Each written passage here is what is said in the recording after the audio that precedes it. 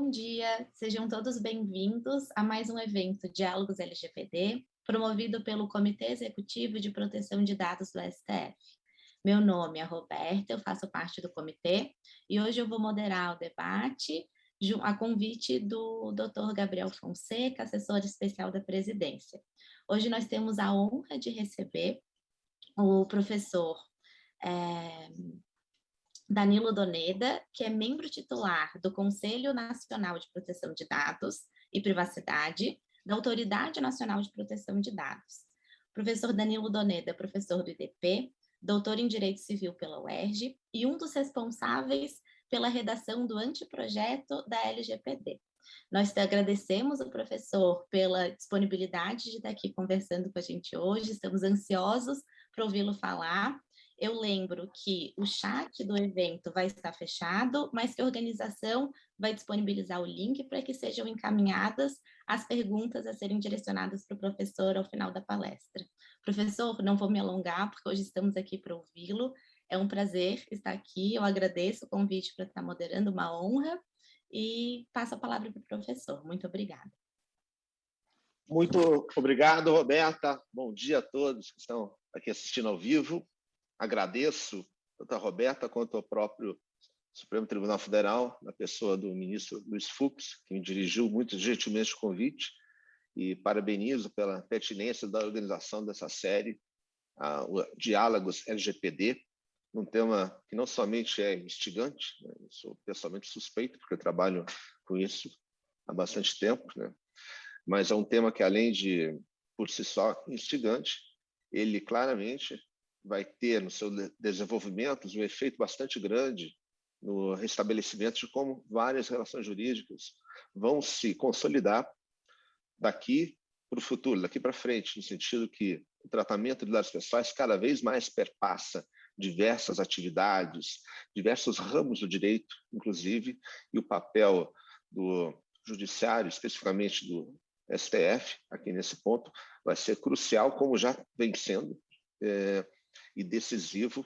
para garantir a fundamentação desse direito, que hoje em dia é chave, estratégico para a redefinição de uma verdadeira nova carta dos direitos do cidadão na sociedade da informação. Agradeço ainda, Gabriel Fonseca, pela organização, pela oportunização do convite, a Roberta Zemblick pela moderação, e diretamente entro no tema que me foi solicitado a trabalhar, que seria sobre a Lei Geral de Proteção de Dados, LGPD, origem, contexto internacional e formação da proteção de dados no Brasil. Quando a gente trata do tema da formação da LGPD e dos seus elementos estruturantes, como ela se consolidou, aliás, muito recentemente, né, no ordenamento jurídico brasileiro, alguns dos primeiros elementos a serem considerados é que a LGPD, apesar de ser para nós, no Brasil, uma lei bastante, obviamente, recente, né? Temos pouco mais de um ano da sua entrada em vigor, efetivamente, e pouco tempo também da sua promulgação. Estamos em meio a um processo de consolidação de entendimentos, de até conscientização, por assim dizer, no próprio judiciário e na sociedade do tema da proteção de dados. Se, por um lado, no Brasil esse movimento é relativamente recente, ele não é absolutamente recente num panorama mais amplo, um panorama global. Aí entra a questão do contexto internacional propriamente. Hoje temos mais de 51 anos da entrada em vigor da primeira lei de proteção de dados que você tem em referência, a lei do Estado de Hesse, na Alemanha. E aqui fica até a lembrança que hoje mesmo, o professor, nosso amigo Fabiano Menck, publicou no site um artigo muito pertinente sobre o processo de formação dessa lei. Isso se conta há mais de 5 décadas. E a dogmática da proteção de dados, por assim dizer, vem se desenvolvendo num certo contínuo desde então. Há elementos de proteção de dados pessoais que hoje em dia estão presentes na LGPD e que, ainda que a matéria tenha sofrido um intenso desenvolvimento, obviamente, nessas 5 décadas, não se pode deixar de vislumbrar que, por exemplo, o cenário do tratamento de dados pessoais, há 50 anos atrás, era muito diferente no sentido que hoje temos, até a nível pessoal, possibilidades técnicas, computacionais, de tratamento, armazenamento de uma quantidade gigantesca de informação pessoal que não era disponível nem mesmo para grandes entes, grandes empresas, estados, naquela época. Então, em termos de escala, em termos de penetração de operações de tratamento de dados, estamos num mundo completamente diferente. Porém, o que é muito interessante notarmos é que os princípios basilares de proteção de dados estão mais ou menos consolidados desde essas primeiras emanações regulatórias, desde algumas das primeiras iniciativas regulatórias. Talvez não diretamente na chamada Lei de Hess, mas em documentos e normativas na década de 70, já vemos a estruturação da dogmática da proteção de dados em torno de alguns princípios comuns, em torno de algumas regras razoavelmente uniformes entre vários países e blocos que começavam, entidades também, que começavam a tratar do tema pela via regulatória. Então, muitos dos elementos com os quais hoje nos defrontamos a LGPD, os princípios da proteção de dados, o princípio da finalidade, da transparência e outros, os direitos do titular, algumas técnicas típicas de proteção de dados, estão presentes em normativas de proteção de dados há décadas, como se pode contar, criando uma interessante, não somente harmonização entre várias normativas, muitas delas até bastante divergentes entre países que não têm, digamos assim, um histórico cultural, político, nem mesmo de tradição jurídica comum. Nós encontramos hoje em dia ressonâncias bastante fortes entre esses países, mas também um contínuo histórico entre essas normativas. Isso é natural que normativas mais recentes de proteção de dados incorporem elementos de normas anteriores e cada uma delas, a seu modo, vai incorporando tendências, algumas locais, algumas novidades que vêm se colocando como soluções para abordar problemas específicos sobre proteção de dados, dados derivados das novidades da tecnologia, derivados das demandas específicas de cada país. Isso tudo dentro daquele fenômeno que o professor Colin Bennett anteriormente já havia identificado e denominado da chamada convergência, uma tendência à convergência entre diversas legislações de proteção de dados que, na área da proteção de dados pessoais, acaba sendo, como eu já me referi agora, bastante concreta, ainda mais pelo fato, não propriamente dos países, muitas vezes, diretamente utilizarem modelos comuns, muito embora isso muitas vezes aconteça, ou meramente introduzirem, transplantarem, as palavras do professor Watson, regras de um país para o outro, que pode ser feito dentro do espírito crítico ou não, mas pelo simples fato, talvez o mais importante, mais relevante de todos, de que, em proteção de dados, é muito difícil deixar de lado o contexto internacional da realidade das transferências internacionais de dados quando se legisla internamente em relação ao direito interno de cada país. Isso por quê?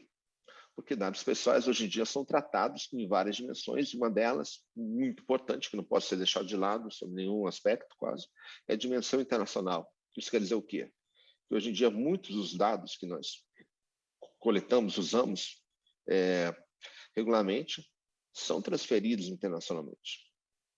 Muito provavelmente, essa própria atividade do STF está sendo proporcionada através da utilização de instrumentos que realizam transferência de dados pessoais para o exterior, e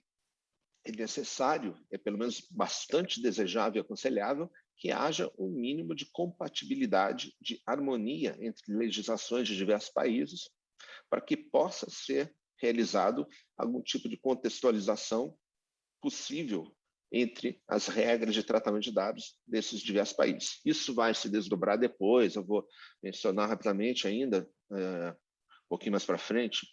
Isso vai se desdobrar depois em regras específicas, claro, para a transferência internacional de dados. Mas a grande questão agora é que, hoje em dia, verificamos que não faz sentido, dentro do direito interno de um país, muitas vezes,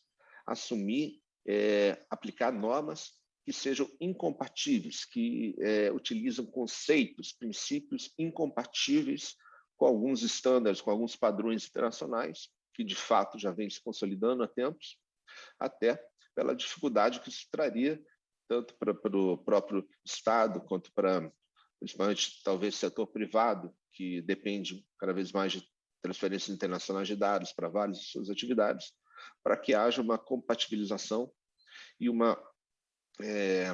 que haja propriamente a possibilidade de legitimar essas transferências internacionais. Então, o Brasil, ao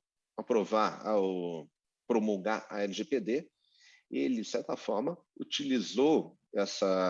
esse parâmetro, essa métrica, já hoje em dia possível de ser percebida com bastante clareza no contexto internacional, que é a padronização de algumas regras, alguns conceitos de proteção de dados. E, não obstante, tratou também de submeter esses padrões, esses parâmetros que vinham, muitos deles, do direito estrangeiro, a uma espécie, vamos colocar entre aspas, de teste de compatibilidade com o ordenamento pátrio, com as regras próprias, que foi realizado certamente nos 8 anos que passaram desde a publicização da primeira versão,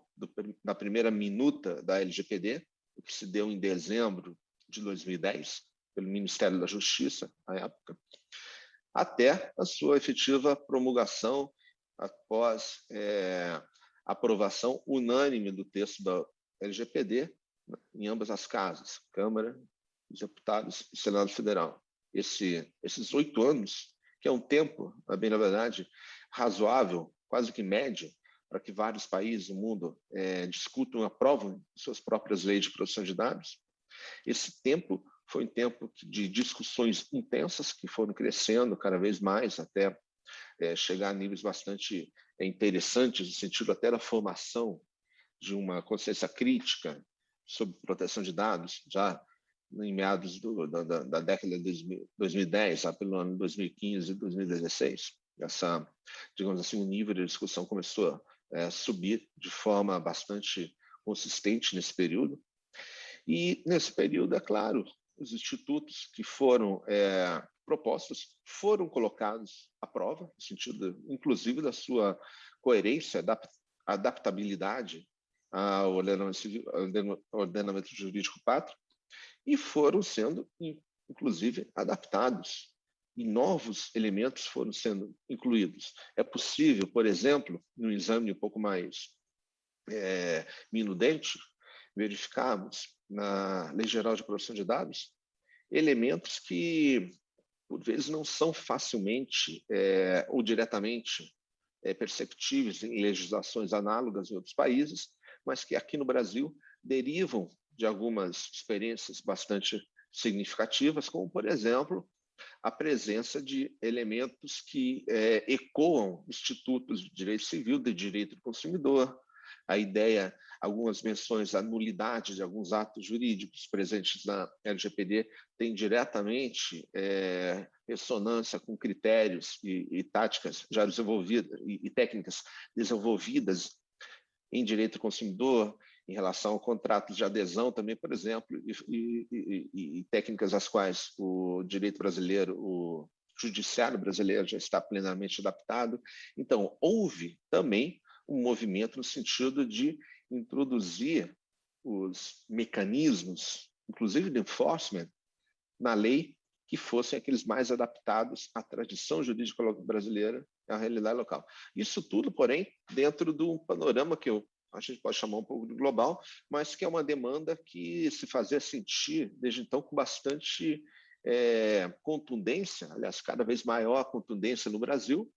que é realmente no sentido de reconhecer um direito específico sobre dados pessoais. Essa demanda pela proteção de dados é uma demanda que já vinha sendo percebida na sociedade brasileira desde os momentos das primeiras formulações dos textos, das minutas da LGPD, até, com muita clareza, inclusive, nos momentos que imediatamente antecederam a própria entrada em vigor da LGPD. E, nesse ponto, é necessário sempre mencionar a importância que o próprio Supremo Tribunal Federal teve nesse processo todo, principalmente, entre outros pontos, entre vários julgados de bastante relevância nesse sentido, mas principalmente quando o tribunal veio a conhecer de uma série de ações diretas de inconstitucionalidade movidas em face da medida provisória 954, no primeiro semestre do ano de 2020, pouco mais de cerca de um ano e meio atrás. Era um período no qual a LGPD já havia sido promulgada, estava no período de vacatio legis, um vacate um pouco turbulento, se a gente for puxar um pouquinho pela memória, recordar o que houve, no sentido que havia propostas, inclusive por via de medida provisória também, no sentido de procurar adiar, puxar um pouquinho mais para frente, cada vez mais para o futuro, a entrada em vigor da lei. Porém, naquele momento, início inclusive das preocupações com a pandemia e com vários quesitos que se acumulavam, necessidades crescentes, algumas urgentes até de tratamento de dados para fim de combate a uma situação emergencial de pandemia, a medida provisória 954, à época, estabelecia uma obrigatoriedade de transferência de dados pessoais, porém, em volume e com uma desproporcionalidade que saltava aos olhos e com uma eventual despreocupação com efeitos colaterais e, eventualmente, provavelmente negativos para o cidadão referentes ao tratamento de dados. O Supremo Tribunal Federal, à época, em um julgamento histórico, considero eu, ao menos, reconheceu não somente a impropriedade daquela transferência de dados, em volume muito maior do que era, inclusive, necessário por atingimento de uma finalidade que, aliás, era plenamente legítima, mas que criava riscos completamente desproporcionais e desnecessários. O STF reconheceu não somente a impropriedade da transferência, como também desenhou as características básicas do direito fundamental à proteção de dados, reconhecido, então, numa tarefa muito relevante, e talvez, digo eu, esse anterior histórico, de atualização interpretativa da Constituição Federal, no sentido de reconhecer, a partir dos postulados da nossa Constituição, no artigo 5º, vários pontos do artigo 5º, seja no direito à vida privada, à intimidade, ao sigilo de dados, há também ao direito instrumental em relação imaterial presentes que emanam a partir da ação de habeas data em outros pontos, inclusive no livre desenvolvimento da personalidade, a ideia do direito fundamental à proteção de dados, que hoje se consolida via positiva, inclusive com a iminência da promulgação da PEC 17, que de fato vai inscrever o direito à proteção de dados dentro do rol de direitos e garantias fundamentais do artigo 5º da nossa Constituição. Então, o Supremo Tribunal Federal teve essa, não somente antevisão, como a sensibilidade de pertinentemente reconhecer já a necessidade, a garantia do direito à proteção de dados como uma das garantias fundamentais e, nesse sentido, de certa forma, reconheceu que a proteção de dados era uma dinâmica que no Brasil já não dependia mais da LGPD estar em vigor ou não. Eu costumo, muitas vezes, reforçar, deixar bastante claro, que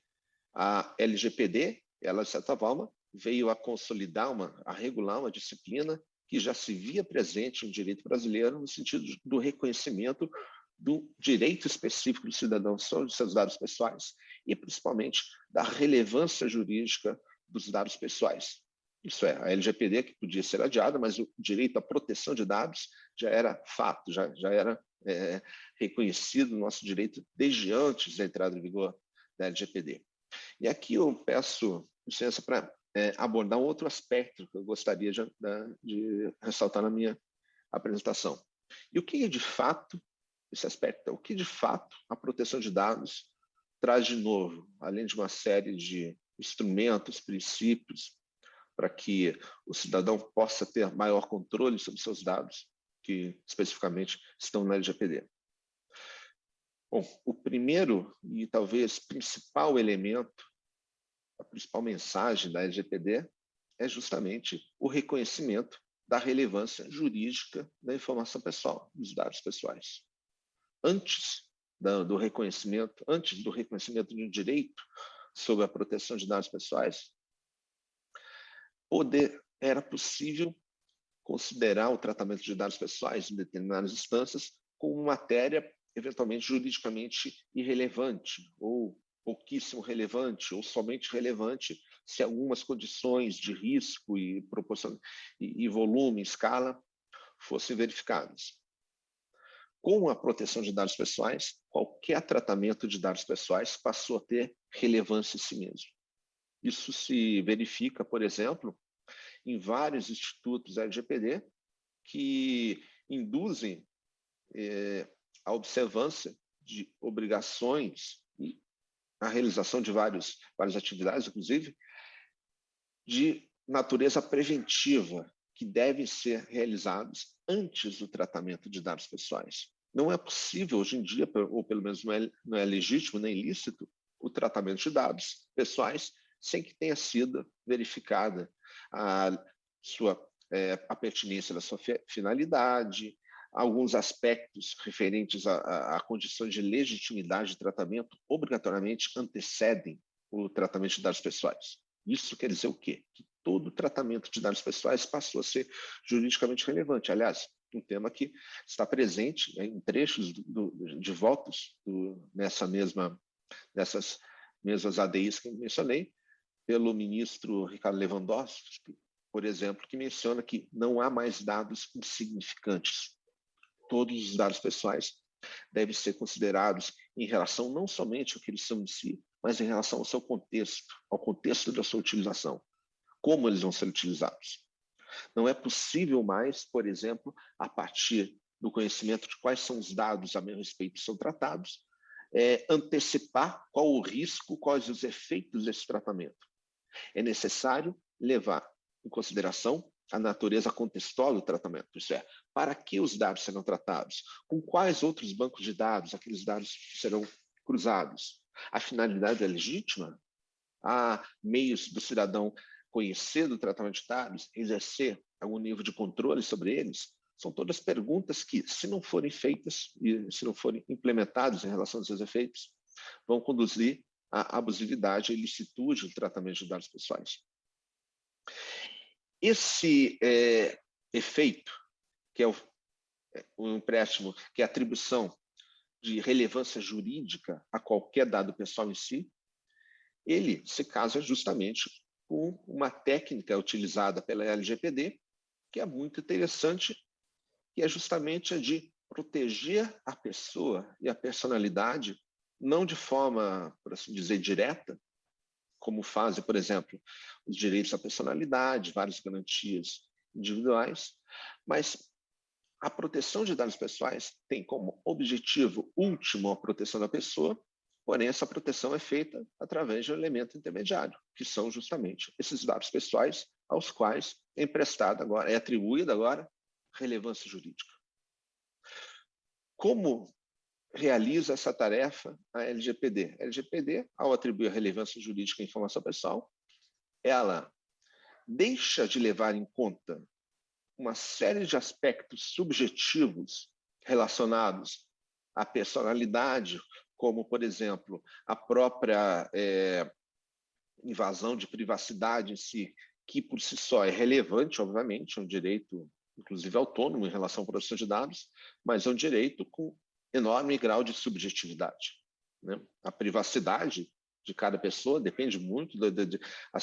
depende essencialmente de características pessoais, estruturais, de um contexto histórico, até econômico, no qual muitas vezes ela se enquadra. O que eu reconheço como uma esfera pessoal minha, por exemplo, é diferente daquilo que certamente qualquer um de vocês que estão me ouvindo agora reconhece para sua própria. Cada um de nós, ao viver, estabelece os próprios limites e condições para a sua própria esfera privada. Isso faz parte, inclusive, do livre desenvolvimento da personalidade. Isso é muito relevante, isso é juridicamente relevantíssimo, porém, por outro lado, quer dizer também que seria muito difícil tratarmos de uma maneira uniforme o que são, como se delimitam as esferas pessoais, as esferas privadas de todos nós. Por isso, o direito à proteção de dados se utiliza uma técnica bastante pertinente, na minha opinião, que é de simplesmente não considerar essa necessidade de delimitação. Porque o direito à proteção de dados, até pela sua autonomia em relação ao direito à privacidade, essa autonomia reconhecida pela própria LGPD, pela própria PEC 17 agora, que vai considerar a natureza constitucional autônoma e independente desses direitos. Aliás, a tradição de outros documentos, como a Carta dos Direitos Fundamentais da União Europeia do ano 2000. Mas o direito à proteção de dados, ele utiliza uma técnica de separar da pessoa o que são seus dados pessoais. Separar para fins instrumentais, porque os dados pessoais são sempre referentes à pessoa, sempre vai haver uma ligação. A Lei Geral de Proteção de Dados, inclusive, ela tem instrumentos que impedem que dados pessoais sejam considerados sem que a sua relação com o próprio titular seja também considerada. Por exemplo, pelo princípio da transparência, pelo próprio princípio da finalidade que exige a transparência. Não existe tratamento de dados lícito, legítimo, que seja de desconhecimento, que possa ser de desconhecimento do titular. E isso e vários outros pontos. Bom, ao separar os dados pessoais da pessoa, a Lei Geral de Proteção de Dados permite que aos dados pessoais sejam aplicados uma série de regras, de limites, de princípios, etc., enfim, todos os atributos normativos da LGPD, que vão ser objetivamente aplicados, independente de considerações sobre direitos subjetivos, como direito à privacidade. Claro, eventualmente, direito à privacidade, como vários outros direitos ligados à autonomia, à liberdade pessoal, vão ser, em última análise, favorecidos, são os próprios fundamentos últimos da LGPD. Porém, na aplicação da LGPD, são considerados principalmente os elementos da LGPD, os princípios, como eu falei, finalidade, transparência, segurança, livre acesso, etc. Todos eles têm que estar presentes em operações de tratamento de dados. Aquele que os agentes de tratamento que não tiverem condições de responder positivamente a requerimentos de direitos, a eventual supervisão, monitoramento que verifique o atendimento às condições LGPD, vai estar fora dos parâmetros específicos do tratamento de dados. Isso é muito relevante porque permite que aos tratamentos de dados pessoais sejam aplicadas regras escaláveis, isso é, que possam ser aplicadas de uma maneira concreta e clara a um número muito grande, muitas vezes, de tratamento de dados, que nos traz até um outro elemento que a gente tem que deixar muito claro desde o começo nas nossas preocupações com a matéria, é de que um dos fatores que fez com que o direito à proteção de dados, de certa forma, se despregasse da proteção à privacidade,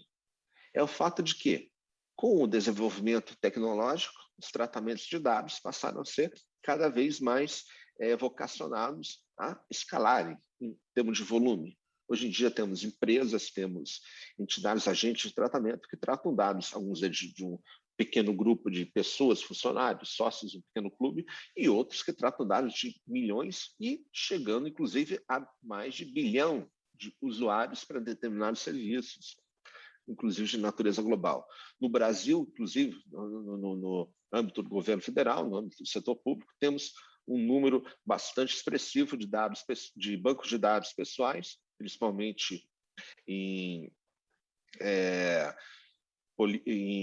bancos de dados referentes a políticas assistenciais, mas também outros, em relação a vários aspectos da vida cívica,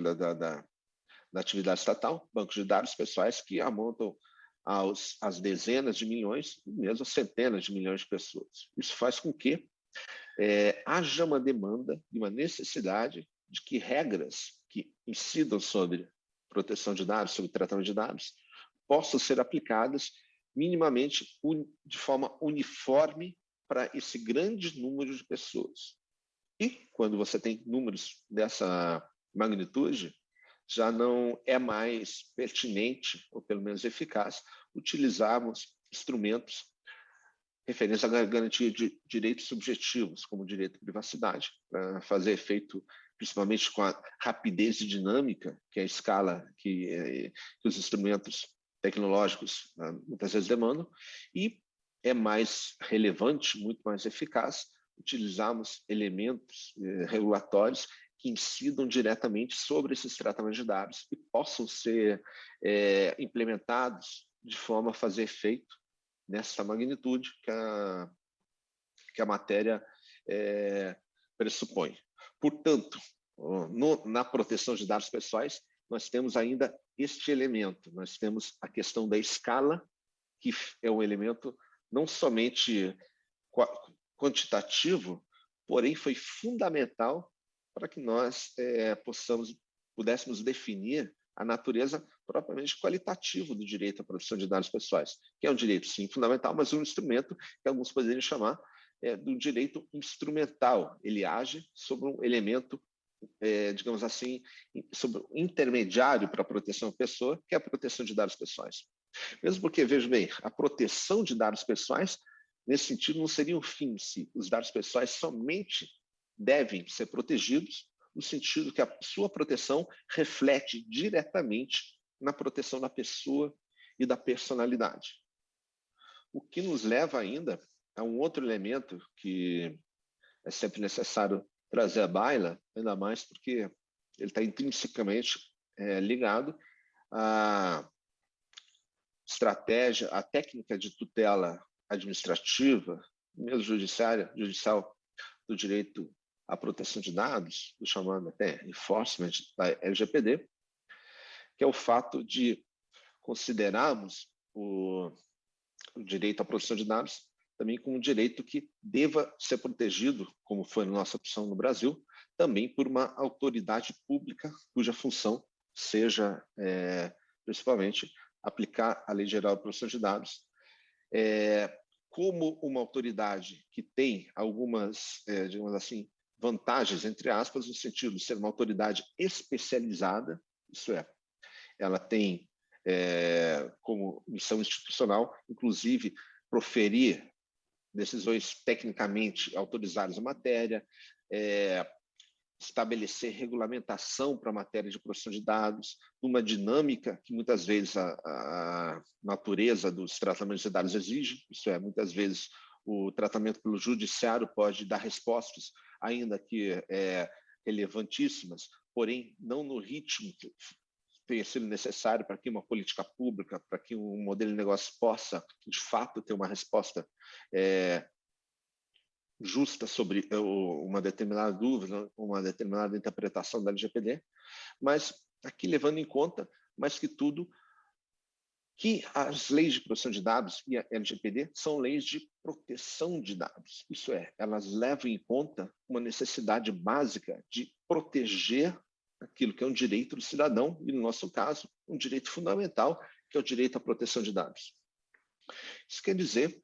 que a Lei Geral de Proteção de Dados, ela somente se justifica no sentido em que ela reconhece que a razão de ser da matéria é o reconhecimento de uma assimetria estrutural entre cidadão e agentes de tratamento de dados. Assimetria estrutural no sentido de que, hoje em dia, com várias técnicas, meios de tratamento de dados, muitas vezes não somente volumosos, de grande escala, como falei, mas muitas vezes tremendamente complexos, que muitas vezes são difíceis ou virtualmente impossíveis de serem até compreendidos pelo cidadão. Pense, por exemplo, em sistemas, hoje em dia, que além de tratarem dados pessoais em larga escala, fazem uso de inteligência artificial, de técnicas de inteligência artificial, para tomar decisões que, eventualmente, vão ser automáticas, claro, e podem incidir objetivamente sobre a vida das pessoas. A necessidade de fornecer ao cidadão elementos para que ele possa ter algum grau efetivo de controle, de cognoscibilidade, inclusive, sobre esses fluxos de seus dados pessoais, sobre o que é feito com eles, sobre o efeito que o tratamento de dados pessoais vai ter sobre sua própria vida, se demonstrou como mais do que pertinente, necessário não somente para preservar a autonomia, o livre-arbítrio e os direitos da cidadania da pessoa, como para gerar confiança, seja pelo mercado, seja pelo setor público, no sentido de que, hoje em dia, temos vários sistemas que vêm sendo utilizados no que tratam de dados pessoais, e, caso não haja algum mecanismo que procure compensar essa assimetria estrutural, a tendência é que o cidadão perca confiança no tratamento de dados. Isso é, à medida que nós temos negacionistas em algumas áreas da ciência, da vida pública, nada mais do que uma expectativa concreta que haja pessoas que neguem o tratamento de dados baseados na desconfiança de que aquilo pode causar algum problema no futuro. Como que a pessoa vai, por exemplo, alguns problemas clássicos, como garantir que uma pessoa vai responder de forma correta, de forma verdadeira, um questionário no censo populacional,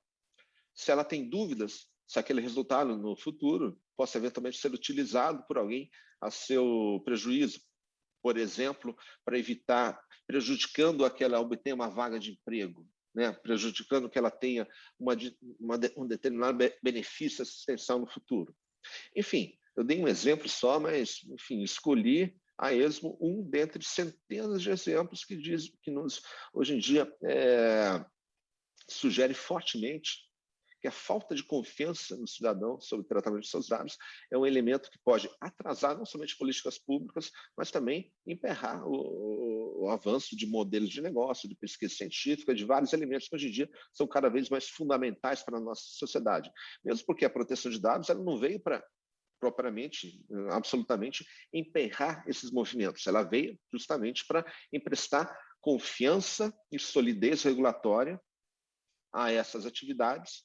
que vão estar baseados mais do que nunca na ideia de que trata-se de direito fundamental, os dados são nada mais que o espelho da nossa personalidade e como tais vão ser tratados perante agentes de tratamento em qualquer instância. E nesse sentido, retomo aqui, o viés da LGPD é claramente definido.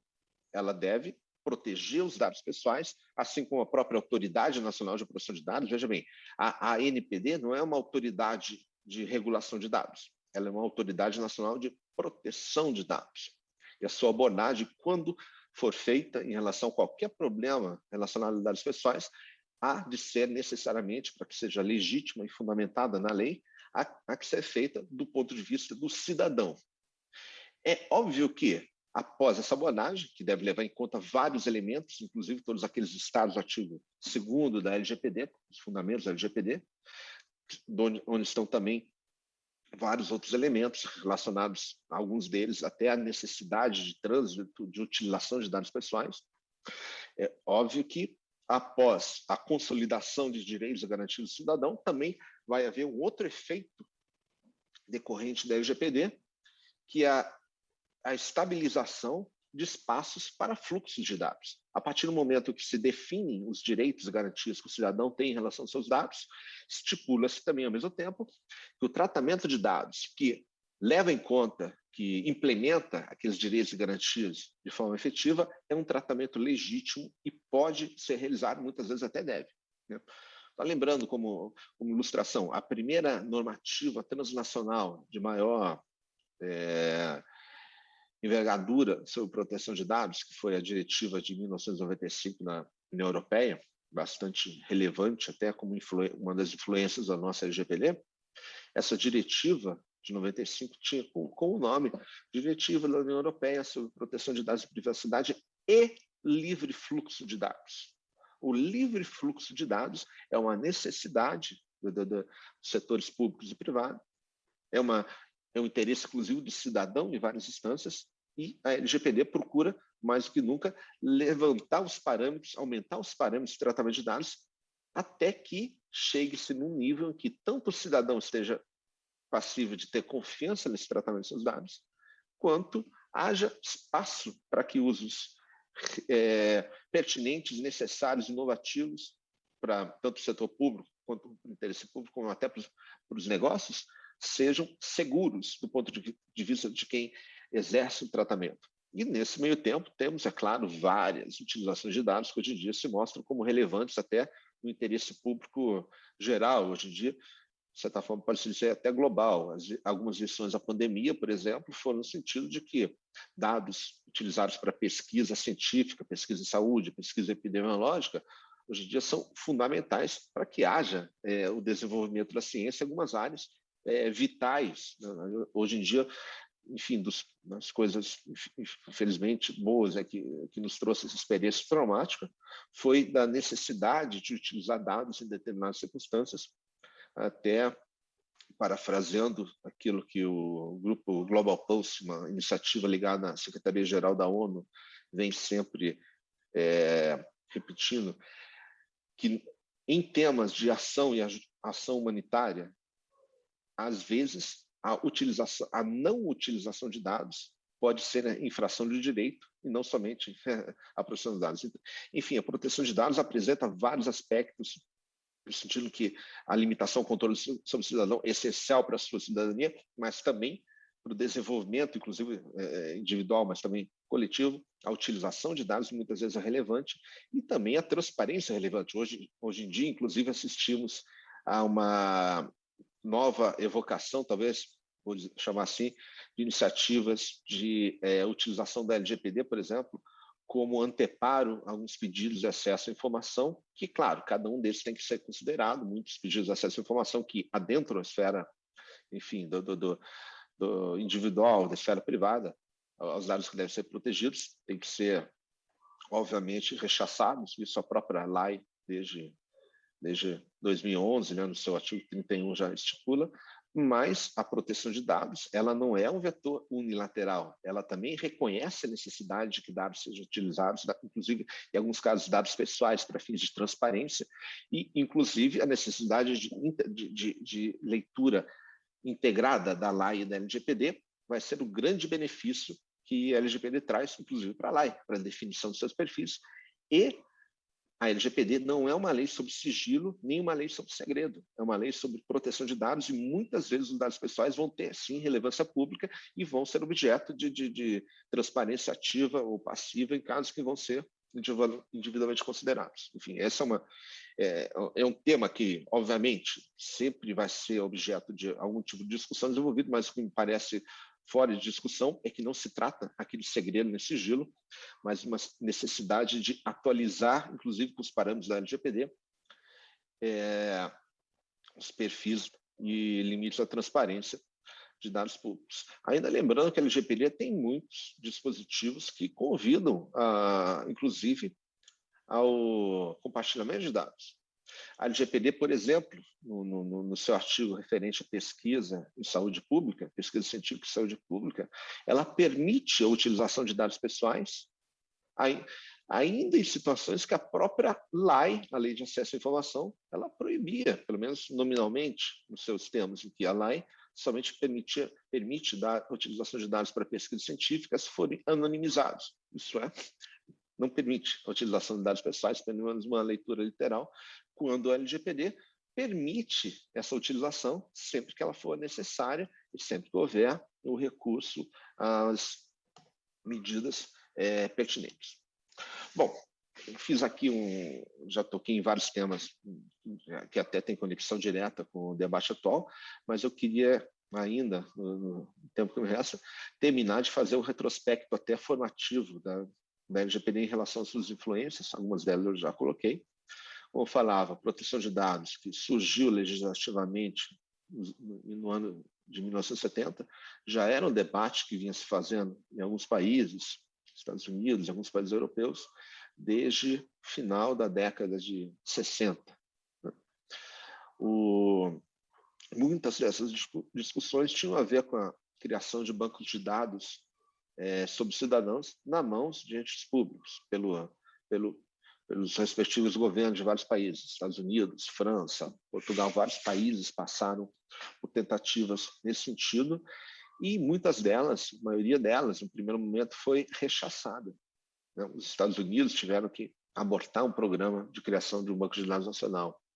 Mesma coisa com a França, na década de 70. Mesma coisa aconteceu com vários países, e que na Europa essa discussão ressoou muito com uma lembrança que na época era muito forte presente das técnicas de controle social que foram implementadas por regimes totalitários na década de 30, 40, a nível estatal, a nível de colaboração até mesmo de grandes empresas privadas, que hoje em dia se reconhece sua participação, e o quanto o tratamento sistematizado de dados pessoais foi um elemento chave para essa, digamos assim, uma certa arquitetura do horror que houve na época e para várias iniciativas de índole totalitária. Então, havia essa reticência muito grande. Se a gente for dar uma olhada, por exemplo, na Constituição de Portugal, em vigor até hoje, inclusive a Constituição da redemocratização, né, após Salazar, ela tem um artigo específico sobre a utilização de computadores e um artigo específico que proíbe a atribuição de um número de identidade única ao cidadão, que na época era uma discussão, era a porta de entrada dessa discussão. Hoje em dia, claro, essa discussão tem, o debate sobre identidade tem várias outras nuances, já não pode ser feito somente com esse prisma em mente, mas para que nós tenhamos uma ideia da relevância dessa discussão da época. Que no Brasil até, muito embora não tenha sido tão marcante, até para o nosso debate atual, ela não foi de forma alguma inexistente. Havia, desde o começo da década de 70, alguns projetos, principalmente o projeto RENAP, de informatização de registros únicos de cidadãos brasileiros, que foram vislumbrados por governos da época, foram no momento em que a redemocratização brasileira até ganhou uma voz um pouco mais forte no debate público, né, na segunda metade da década de 70, nós já podemos, algumas pesquisas permitem que a gente vislumbre em jornais à época, já uma discussão sobre a pertinência dessa atribuição do número único e a utilização de empresas públicas de informática para consolidar bancos de dados sobre cidadãos. Dessa época, por exemplo, temos alguns escritos, artigos de livro do meu saudoso professor René Ariel Dott, inclusive, que, à época, foi uma das pessoas que trouxe à tona para o debate público um tema, até que, em 1977, o primeiro projeto de lei que mais propriamente possa se parecer com uma lei de proteção de dados foi proposto no Brasil pelo deputado Faria Lima, de São Paulo. E a discussão não é que chegou a ganhar muita atração na época. Em 1980, o deputado Cristina Tavares, de Pernambuco, acho que apresentou por 2 vezes até, um projeto-lei, esse chamado até nominalmente projeto-lei de proteção de dados, mas aqui no Brasil não se levou adiante o debate, por muitos motivos que não cabe nem há tempo para debater agora. De certa forma, a inovação constitucional de 1988, com a introdução da ação habeas data, foi relevante nesse ponto, com um aspecto positivo, claro, que é o reconhecimento do direito do cidadão sobre seus dados, e com outro, talvez não tão positivo, que foi de talvez dar uma errônea impressão que pela vanguarda do Brasil em adotar essa ação constitucional, a questão não precisaria ser desenvolvida em outras frentes. E nesse ponto, o Brasil, de certa forma, ficou um pouquinho para trás do debate. E o que a gente pode perceber facilmente, vendo que mesmo na América Latina, o Brasil agora, quando estamos agora implementando nossa primeira lei de proteção de dados, temos praticamente em todos os nossos vizinhos, países vizinhos com características social e políticas semelhantes,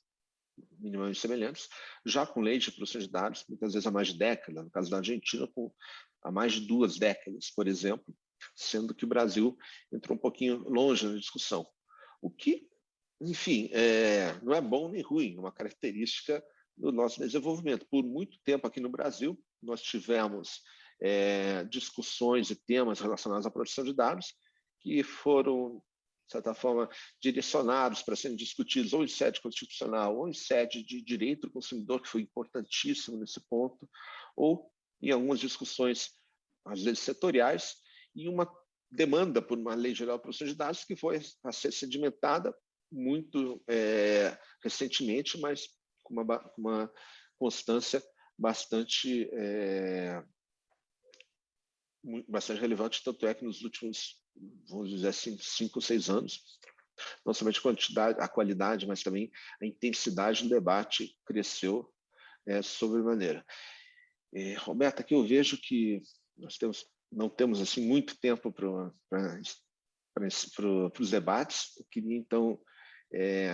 dar por encerrada essa pré-eleição sobre aspectos formativos, sobre o contexto internacional, e me colocar à disposição de vocês para eventuais perguntas, qualquer discussão que seja pertinente. Obrigado. Professor Danilo, já ligo meu microfone. Em nome do STF, eu agradeço a sua disponibilidade, a sua generosidade. Foi maravilhoso lhe ouvir falar. Especialmente daí puxando para o meu quadradinho, o meu tema de estudo é inteligência artificial e direito, e muitas vezes estudiosos de inteligência artificial e o pessoal da LGPD somos colocados como antagonistas nesse tema, quando, na verdade, somos grandes aliados, porque uma das maiores preocupações da inteligência artificial de hoje é o desenvolvimento ético, é esse fortalecimento da confiança. Normalmente, quando se fala de inteligência artificial, ou ela vai salvar ou ela vai estragar o mundo, né? E com uma visão, às vezes, maniqueísta, muitas vezes do exterminador do futuro, e a conversa da LGPD traz para o cidadão a noção do comprometimento de que é possível, sim, a gente usar essa tecnologia para o bem, a gente ter esse interesse do Estado de tutelar esse direito, essa preocupação com... Eu fui lhe ouvindo falar, é música para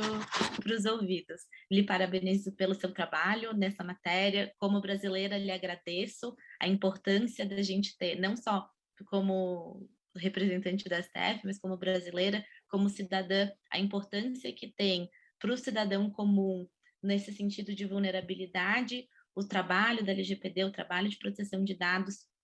Então, ressalto aqui o agradecimento pelo seu trabalho, tanto prático quanto acadêmico nessa área. Eu acho que nós não vamos ter tempo de um debate propriamente dito e de perguntas, então eu ressalto o agradecimento do STF pelo seu tempo, pela sua generosidade de estar aqui conversando com a gente. Ressalto que o conteúdo dessa conversa vai estar em breve no canal do YouTube do STF, como também já está disponível o registro do evento anterior dos diálogos da LGPD com a professora Miriam Weimer. A gente tem outros eventos também, professor, em seguida, não em seguida hoje, mas em seguida no calendário, que é do professor Bruno Bione, no dia 29 de novembro, às 10 horas, da professora Laura Chettel Mendes, no dia 13 de dezembro, às 15 horas, ao qual estão todos convidados. Acabei de ver que chegou uma pergunta, acho que é uma pergunta longa, não sei se vamos ter tempo, a gente encaminha para o professor depois e eventualmente dá esse retorno. A gente vai ter, então, esses eventos também, que todos que estão aqui presentes estão convidados, o professor também está convidado a conferir, que vão ficar também registrados no YouTube, além do serviço interno para o público interno do STF, fica essa contribuição para o público externo, para o cidadão, que é tão importante. A gente vê muita gente tanto do meio público como do meio privado falando da LGPD, como se esse fosse é claro que somos os responsáveis, mas esse é um assunto que interessa diretamente ao cidadão, então temos esse registro dessa conversa que fica de fácil acesso. Passo a palavra para o professor para suas considerações finais. Muito obrigado, Roberta. Eu vejo que, apesar de não ter sido feita pergunta, eu gostaria de aproveitar na consideração final somente para comentar um ponto que você muito oportunamente trouxe agora em relação à inteligência artificial. Por que é um tema que, até como você mencionou muitas vezes, é colocado numa posição de certo antagonismo com a proteção de dados? Bom, assim como outras iniciativas ligadas, seja a transparência, seja algumas iniciativas várias de dados abertos, de Open Data, as quais, inclusive, temos experiências interessantíssimas no Brasil. Obviamente, arestas a serem ajustadas, mas, de forma alguma, eu vejo incompatibilidade, muito pelo contrário, entre as disciplinas. Por quê? Primeiramente, faço uma pergunta. Como levar adiante algumas iniciativas que, por si só, têm uma tendência a procurar englobar o máximo possível, irrestritamente, informação pessoal, e, ao mesmo tempo, procurar legitimidade,